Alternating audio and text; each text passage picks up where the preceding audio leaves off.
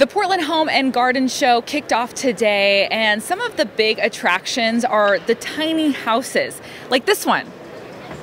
Hello? Oh, just kidding, that's not a tiny house. Let's go check them out.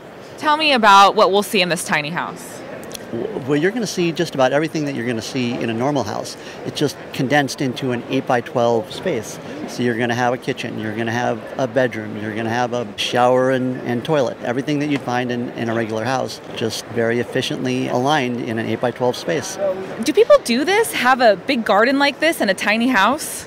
Yeah, so if you think about it, the tiny house probably costs about $20,000. This landscape probably costs about $20,000. So at face value, maybe that doesn't add up. But oftentimes what people might do is take a tiny house and put it in their backyard for like a mother-in-law cottage or a spare bedroom. A tiny house doesn't have to be your primary dwelling. No, it doesn't, but it certainly can be. Oh, there's even a bathroom in it. So our photographer Dave's in the bathroom right now to do this interview, but we wanted to ask what you two thought about this house. I love it. Oh, yeah. I could live here, Yeah. Could you live here? but my husband couldn't. You're young and single, I think.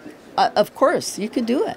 We're now standing here in front of a tiny house. It doesn't look like your typical house that we've seen here at the Home and Garden Show. Tell me about this house.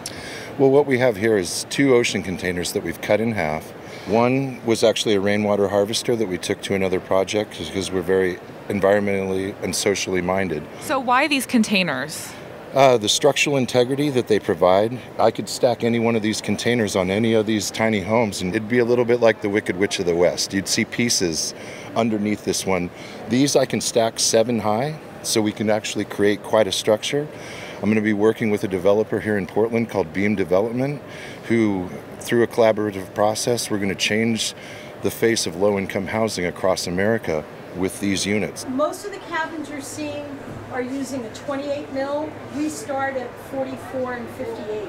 I traveled in one in 1972 for 3 years before the movement ever happened as an older hippie. So you set the trends. Oh, of course. And went from the teepee to the tiny house.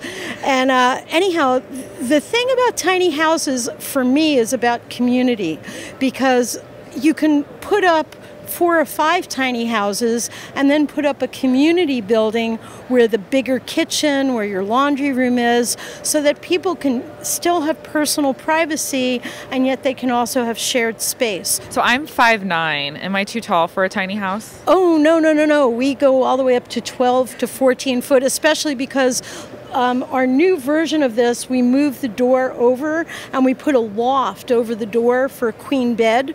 So it goes up, I forget if I think it's 14 feet, but don't quote me on that. So I don't think we're 14 feet, so I think we're okay. Okay, I can live in a tiny house. All right. So we've shown you 3 tiny houses, but there is so much more at the Portland Home and Garden Show, including this outdoor bed, which is pretty awesome. I think I might invest in one. Reporting at the Portland Expo Center, I'm Jessica Greif for the Oregonian and Oregon Live.